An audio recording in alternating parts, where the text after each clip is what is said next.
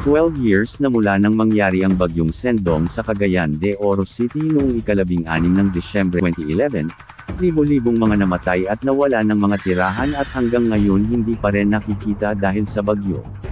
Taas pugay tayong magpapasalamat sa ating mga bayani noong bagyong iyon, tulad ng mga pulis, sundalo, pribadong grupo at iba pang tumulong sa mga sibilyan na iligtas.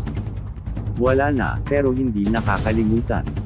Ipinagdiriwang ngayon ang ika-12 anibersaryo ng nakamamatay na bagyong Sendong, na tumama sa mga pangunahing lungsod ng Iligan at Cagayan de Oro bandang hating gabi at nagdulot ng humigit kumulang 1,200 hanggang 1,500 na pagkamatay, 1,049 ang nawawala, 2,002 ang nasugatan, at kabuuang 695,195 katao, 110,806 pamilya ang naapektuhan.